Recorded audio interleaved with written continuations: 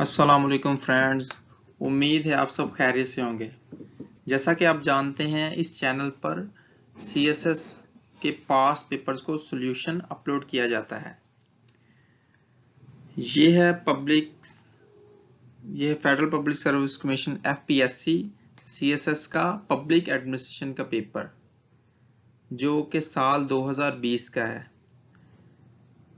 इसको कंप्लीट करने के बाद उसके बाद 2021 को सोल्व करेंगे, उसके बाद 2019 और इसी तरह पीछे की तरफ हम सोल्व, इसी तरह और भी सब्जेक्ट्स को हम सोल्व कर रहे हैं। काइंडली अगर आपने चैनल सब्सक्राइब नहीं किया तो सब्सक्राइब कर लें। आज हम इसका क्वेश्चन नंबर 2 सोल्व करेंगे। Compare and contrast the bureaucratic model with new public management, जिसे NPM भी कहते हैं। Do you think NPM is relevant to developing countries like Pakistan? Support your argument with key indicators. सबसे पहले solution करने से पहले आपको समझना होता है कि क्वेश्चन में पूछा क्या गया है। अच्छा, अगर आप नहीं जानते तो सबसे पहले ये देख लें। उन्होंने पूछा कंपेयर करना है और कंट्रास्ट करना है किन चीजों को? ब्यूरोक्रेटिक मॉडल को। उसको हम नेक्स्ट डिफाइन करेंगे, ब्यूरोक्रेटिक मॉडल क्या होता है। और न्यू पब्लिक मैनेजमेंट, इसको भी डिफाइन करेंगे NPM को। देन हम देखेंगे कि क्या पाकिस्तान जैसी कंट्रीज में, डेवलपिंग कंट्रीज में न्यू पब्लिक मैनेजमेंट रेलेवेंट है, यानी कि कॉस्ट इफेक्टिव है, इसका फायदा भी है कोई। देन हम अपने आर्गुमेंट को की इंडिकेटर के साथ मजीद इसको सपोर्ट करेंगे। सबसे पहले हम देखते हैं ब्यूरोक्रेटिक मॉडल किसे कहते हैं, और इसका दूसरा नाम वेबर्स मॉडल फॉर ब्यूरोक्रेसी भी है। क्योंकि सबसे पहले ये जो साइंटिस्ट थे, social scientist weber, marks weber इनका मुकम्मल नाम है। इन्होंने जो ब्यूरोक्रेसी की डिफाइन की थी, थ्योरी की थी, उसे कहते हैं वेबर्स मॉडल फॉर ब्यूरोक्रेसी, और उसे ये भी कहते हैं ब्यूरोक्रेटिक मॉडल। ठीक है, आपसे वो वेबर मॉडल पूछ लें या ब्यूरोक्रेटिक मॉडल पूछ लें, देन आपने आंसर इसका सेम करना है। अच्छा, इसको मैं मजीद डिफाइन करने के लिए इसकी एक सिंपल सी आउटलाइन बनाई है ताकि आपको अंडरस्टैंडिंग हो जाए। सबसे पहले मैं इसका इंट्रोडक्शन करूंगा कि ब्यूरोक्रेटिक मॉडल होता क्या है, रैशनल लीगल अथॉरिटी क्या है, की पॉइंट्स क्या है इसके। अच्छा, तो इंट्रोडक्शन में है वेबरियन। अच्छा, ये वीडियो बेसिकली मैंने काफी ये लेंथी होगी, ये काफी लेंथी क्वेश्चन है इसका। मैं आपको आसान अल्फाज में इसको थोड़ा बहुत डिफाइन कर दूंगा। देन अगर आपने मजीद समझना हो तो आप वीडियो को रोक कर भी देख सकते हैं, स्टडी कर सकते हैं। अच्छा, तो सबसे पहले मैं आपको बताता हूँ वेबरियन ब्यूरोक्रेसी। ये टर्म मैक्स वेबर की वजह से मशहूर हुई। वो एक सोशल साइंटिस्ट भी थे, एडमिनिस्ट्रेटिव स्कॉलर भी थे। उन्होंने ब्यूरोक्रेसी में बहुत ज्यादा मुताले किया। उन्होंने 1922 में अपनी एक मास्टरपीस था जो उनका इकोनॉमी एंड सोसाइटी, ये बहुत अच्छा उन्होंने ये कॉलम भी लिखा था, और ये बुक थी जो इन्होंने लिखी। और उसमें क्या लिखा था, इन्होंने ideal types of public administration and governance describe की थी। तो ये इनकी स्टडी का एक बहुत अहम पार्ट है। अच्छा, तो मैं इसको देख के साथ में इसको सिंपली उर्दू में डिफाइन कर रहा हूँ, ताकि इसलिए थोड़ा बहुत आहिस्ता मैं डिफाइन करूंगा, काइंडली आप आहिस्ता इजीली समझे। अच्छा, ये टर्म ये ज्यादा मशहूर हुई, ये जो ब्यूरोक्रेसी की, ये उन्हीं की वजह से शुरू हुई थी। ये जो मॉडर्न पब्लिक एडमिनिस्ट्रेशन है, ये भी उन्होंने ही इसके ऊपर स्टडी की थी। This is optimized in the fact that the classical hierarchically organized civil service is still called a Weberian civil service. इसी वजह से आज भी ये जो एक hierarchical organization civil service है, इसको Weberian civil service भी कहा जाता है। Weberian lists the following as per। अच्छा, जो Weberian है, इन्होंने बेसिकली ये कम्युनिस्ट नजरियात के हामी थे। जब इन्होंने देखा कि कैपिटलिस्ट कंट्रीज में ये इकोनॉमी को हैंडल करने के लिए इकोनॉमिस्ट लोगों ने, कैपिटलिस्ट लोगों ने, बोर्जियस उन्हें कहते हैं, उन्होंने ये बेसिकली पब्लिक एडमिनिस्ट्रेशन की शुरुआत की थी कि वो अपने सासाजात को मेंटेन रखना चाहते थे और उसी की बेहतरी के लिए उन्होंने ये सिस्टम मुकम्मल बनाया था ताकि उनका निज़ाम मुल्की संभालने के लिए एक बाकायदा ब्यूरोक्रेसी हो, पब्लिक एडमिनिस्ट्रेशन हो। उसको नाम तो बाद में ब्यूरोक्रेसी दिया गया ना, बेसिकली वो पब्लिक एडमिनिस्ट्रेशन थी।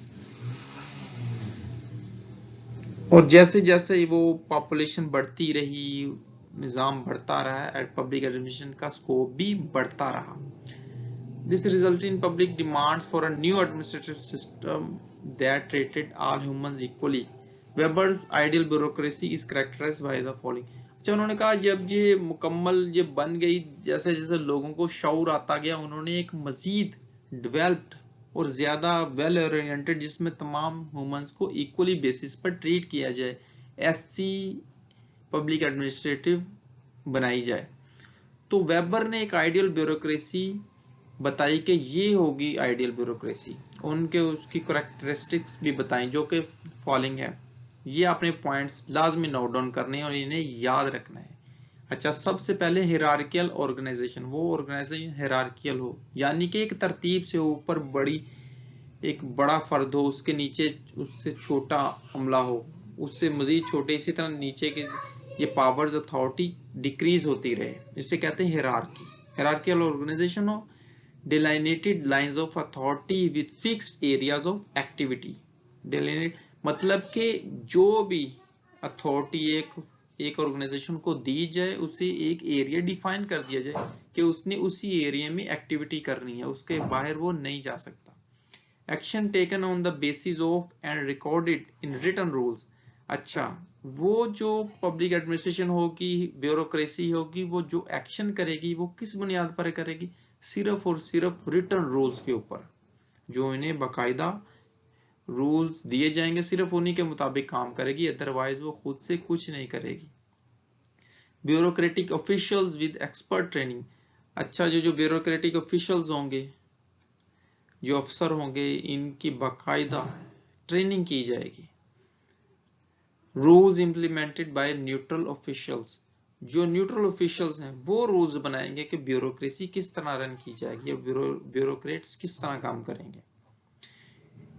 And career advancement depending on technical qualification judged by organisation not individual. और कैरियर एडवांसमेंट जो है उनके टेक्निकल क्वालिफिकेशंस के ऊपर की बुनियाद पर जज की जाएगी। कौन जज करेगा? ऑर्गेनाइजेशन। मुकम्मल मेंबर्स बैठकर उसको जज करेंगे कि ये बंदा इतना काबिल है, उसी काबिलियत की बिना पर उसकी तरक्की होगी। नॉट इंडिविजुअल्स, ना कि सिर्फ एक फर्द वाहिद हो कि वो उसकी तरक्की या उसकी तरक्की को रोक दे या बढ़ा दे, नहीं, बाकायदा एक जज टीम हो। और उसके बाद एक और पॉइंट आप इसमें नोट डाउन कर लें, वो मैंने स्टडी किया, देखा था कहीं पर, वो ये था कि बाकायदा उनको भर्ती करने के हवाले से भी तो किस तरह इनकी इंडक्शन होगी ब्यूरोक्रेसी में, बाकायदा इम्तिहान के जरिए। उसके बाद वेबर ने एक बहुत मशहूर टर्म यूज की, रैशनल लीगल अथॉरिटी। अच्छा, तो उनको किस तरह अथॉरिटी को बयान करते हैं? उन्होंने कहा कि ये जो ब्यूरोक्रेट्स को अथॉरिटी दी जाएगी वो रैशनल होगी और लीगल होगी, वो उन्हें रूल्स, रिटन रूल्स के जरिए मुहैया की जाएगी। The majority of modern bureaucratic officials and political leaders represent this type of authority. However, while अच्छा, इस तरह से एक फायदा ये होगा कि ये जो पॉलिटिक्स और ये पब्लिक एडमिनिस्ट्रेशन, ये अपने अपने तरीके से काम करेंगे, एक दूसरे के काम में इंटरफेयर नहीं करेंगे। Weber also saw it as a threat to individual freedom. For Weber, the implementation of bureaucracies in government was a kind of relationalist. अच्छा, ये तमाम आप खुद देख सकते हैं, बेसिकली वो मैंने आपको बता दिया रैशनल लीगल अथॉरिटी का मतलब क्या होता है कि लॉ के मुताबिक, फिक्स रूल्स एंड रेगुलेशंस के मुताबिक ही उसने अथॉरिटी का यूज करना है, इसे कहते हैं रैशनल लीगल अथॉरिटी। अच्छा, की पॉइंट्स क्या हैं इसके? Weber listed several preconditions for the emergence of bureaucracy: the growth in size of the population being administered, the growth in complexity of the administrative task being carried out, and the existence of a monetary economy requiring a more efficient administration system. अच्छा, उन्होंने कहा कि जैसे जैसे ये population का size बढ़ता रहा तो एडमिनिस्ट्रेशन जो ऑर्गेनाइजेशन उसको भी मजीद कम्प्लेक्स होना पड़ा और उसमें ग्रोथ हुई और जो मॉनेटरी इकोनॉमी है उसको भी एक मजीद एफिशिएंट एडमिनिस्ट्रेशन सिस्टम रिक्वायर होगा. Weber identified in bureaucracies a rational legal authority in which legitimacy is seen as a coming. ये जो मैंने आपको पहले बता दिया था. इसके बाद rationalization describes the transition in society where traditional motivators of behavior like values, beliefs and emotions are replaced with rational calculation. उन्होंने कहा कि ये जो behavior likes हैं, values हैं, beliefs, ये तमाम कुछ एक तरफ रह गया. ये rational calculation सबसे above होंगी. मतलब उनका मैं आपको बताता हूं, जो मार्क्स वेबर्स की थ्योरी थी उसके मुताबिक सबसे पहले रूल्स को ही फॉलो किया जाएगा. ये नहीं देखा जाएगा कि उससे ये जो पब्लिक है उसका फायदा है या नुकसान है, वो एक बाद का स्टेप है. फर्स्ट प्रायोरिटी आपने देनी है रूल्स को, इसीलिए ये लफ्ज यूज हुआ rational legal authority. Weber termed the increasing rationalization in Western societies an iron cage that traps individuals in system based solely on efficiency, rational calculation and control. Weber ने जो Western societies में जो देखा था वहां पर rational theory use हुई थी कि उससे जो ऑफिसर्स हैं उनको वो मजबूर होते हैं एफिशिएंसी के ऊपर पूरा उतरने के और कंट्रोल करते हैं पूरी के पूरी रैशनल कैलकुलेशन. अच्छा, वो मैंने डिफाइन कर दिया आपको कि उनका ब्यूरोक्रेटिक मॉडल क्या था. सिंपल लफ्जों में मैं आपको दोबारा बता देता हूं. उनका मतलब था कि एक जिससे कि हमारे कंट्री पाकिस्तान में आपको इजीली देख सकते हैं, ये जो हमारी जो ब्यूरोक्रेसी है बिल्कुल मार्क्स वेबर के पॉइंट्स के तकरीबन 90% उसी पर काम करती है कि बकायदा ब्यूरोक्रेसी में जब हमने दाखला लेना होता है सीएसपी ऑफिस बकायदा इम्तिहान होता है, उसके बाद ट्रेनिंग होती है, उसके बाद रूल्स एंड रेगुलेशंस होती हैं, बकायदा ट्रेनिंग में बताया जाता है कि किस तरह आपने काम करना है. उसके बाद जब हम आते हैं ड्यूटी पर, ठीक है, देन भी आपको वही रूल्स एंड रेगुलेशंस के मुताबिक ही काम करना. मतलब आपका कोई कोलीग हो गया या आपने पब्लिक डीलिंग जब करनी है या आपके छोटे ऑफिस में कोई जैसे कोई नायब कासिद हो गया, जूनियर क्लर्क, उनको डील करना है. अगर कोई वो मसला आपके साथ तो उनको आप डायरेक्ट अपनी मर्जी से कुछ नहीं कर सकते. आप करेंगे according to the rules given to you by the authority who appointed you. अच्छा, वो सारा कुछ हो गया. अच्छा सॉरी, एक और बात रहेगी, बाकायदा आपको स्केल वाइज आपकी तरक्की जो होनी होती है वो भी तमाम का तमाम क्राइटेरिया उसी में रूल्स में लिखा होता है. अच्छा, अब ये दूसरी चीज थी क्वेश्चन में, न्यू पब्लिक मैनेजमेंट. अच्छा, पहले हम इसको डिफाइन कर लें क्या था. इसकी मैंने सिंपल सी आउटलाइन बना दी है, उसमें डेफिनेशन बताऊंगा, meaning, origin, 4 administrative mega trends बताऊंगा, major components, Nicholas Henry's 5 fundamental salient features of NPM new public management, and then last में इम्प्लीकेशंस. देन फर्दर मैं वो आप उसका कंपेयर एंड कंट्रास्ट भी करूंगा. देन ये बताऊंगा कि पाकिस्तान में ये एप्लीकेबल है या नहीं, अगर है तो किस तरह. सबसे पहले इसकी डेफिनेशन करते हैं. New public management can be defined as a new set of experiments in public sector management informed with the market principles of efficiency and economy to make ailing public sector effective. सादा अल्फाज में इसकी definition मैं जो आपको बताऊंगा वो ये है कि पब्लिक सेक्टर में यानी कि गवर्नमेंट इदारे में, ऑर्गेनाइजेशन में बेहतरी लाने के लिए प्राइवेट सेक्टर से हम कुछ चीजों को कॉपी करेंगे. एफिशिएंसी और इकोनॉमी को बेटर करने के लिए वहां से चीजों को कॉपी करेंगे और उसे पब्लिक सेक्टर पर अप्लाई करेंगे उसमें बेहतरी लाने के लिए. अब आप समझ गए होंगे. देन आपको मजीद इसको डिस्कस करता हूं. Meaning, unlike the traditional Weberian and Wilsonian paradigm of public administration. अच्छा, एक ट्रेडिशनल वेबरियन थ्योरी थी और एक है विल्सनियन पैराडिग्म ऑफ, ये नेक्स्ट मैं आपको डिफाइन करूंगा according to the question asked in the paper. NPM calls for a paradigm shift in public sector management informed with 3 E's: efficiency, economy and effectiveness। वो कहते हैं न्यू पब्लिक मैनेजमेंट थ्योरी जो है, ये जो टर्म है, इसका मतलब है कि पब्लिक सेक्टर में किन चीजों से बेहतरीन 3 E's, वो क्या है, एफिशिएंसी होगी, इकोनॉमी एंड इफेक्टिवनेस, इन चीजों को बेहतर करना या इन चीजों का इंट्रोडक्शन करवाना इस अदारे में, पब्लिक सेक्टर में, जैसा कि पहले नहीं था। पहले एक ट्रेडिशनल वेबरियन ब्यूरोक्रेसी टाइप थी। Moreover, in order to resurrect the sagging credibility of the public sector, NPM asks for liberal borrowing of market principles in public sector management। ये जो आप इजीली समझ सकते हैं इसका क्या मीनिंग है कि पब्लिक में ये जो प्राइवेट सेक्टर से चीजों को इधर कॉपी करना, वो उन्हीं जो चीजें बेहतर लगी उन्हें इधर अप्लाई करने का काम है। It would be more appropriate to see it as an outgrowth of the initiative of public sector reform sweeping across the West since late 90।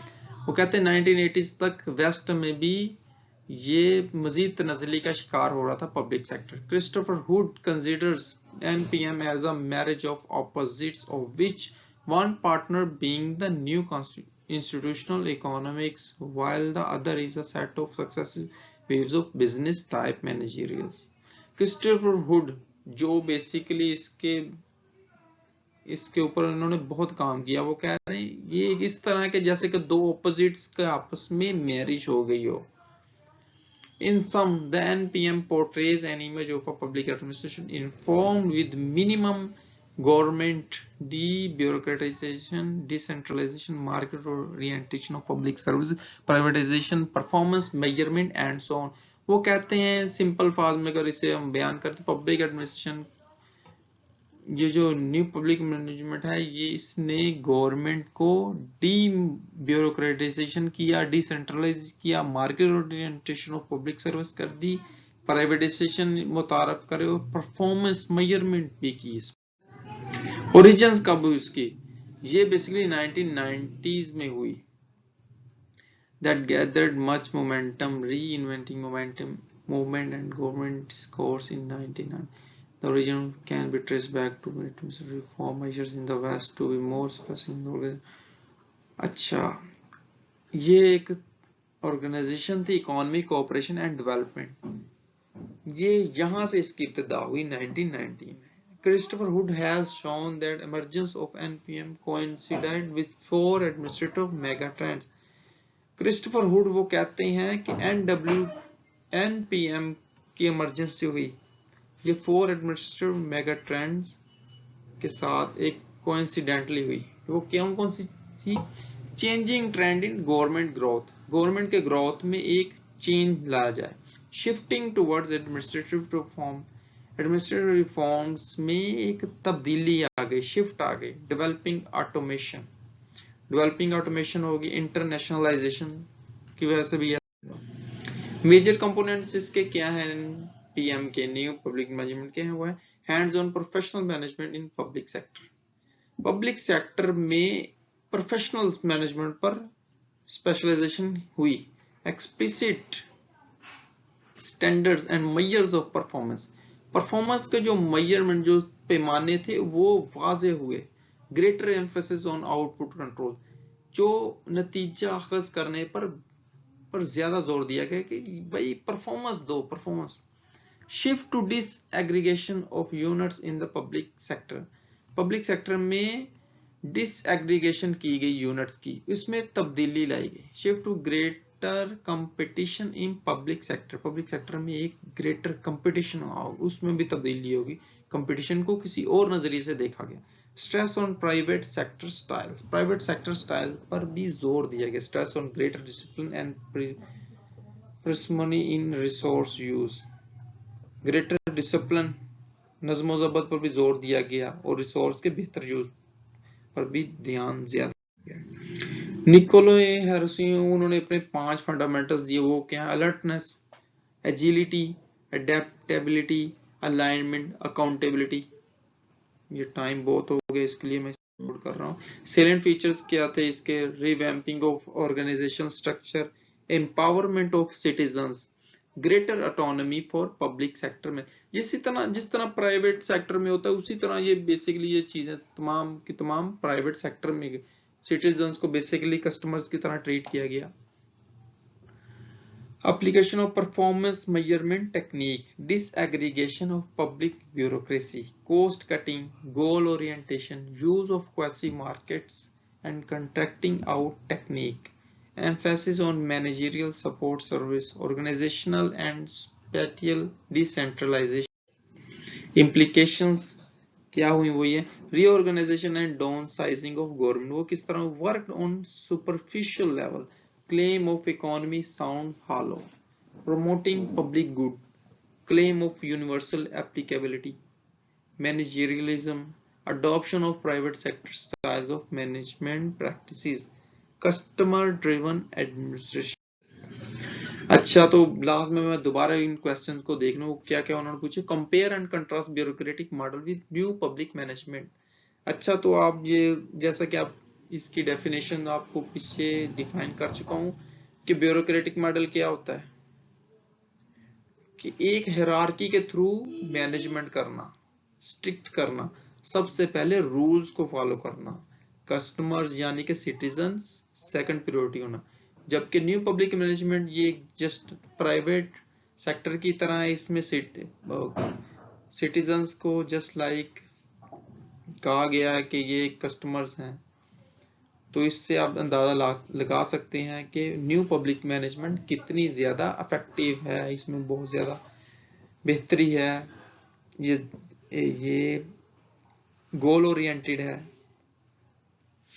इसमें आप पीछे इसके पॉइंट्स में देख सकते हैं कि ये काफी ज्यादा उससे बेहतर है। कंपैरिजन भी हो सकते, वो तो इजीली कंपेयर करना दोनों को, ये दोनों ही गवर्नमेंट सॉरी पब्लिक सेक्टर है ये वो। अच्छा, ये क्वेश्चन ज्यादा लंबा हो जाए। इसके बाद एक सेकंड पोर्शन है, do you think NPM is relevant to developing countries like Pakistan, support your argument with key indicators.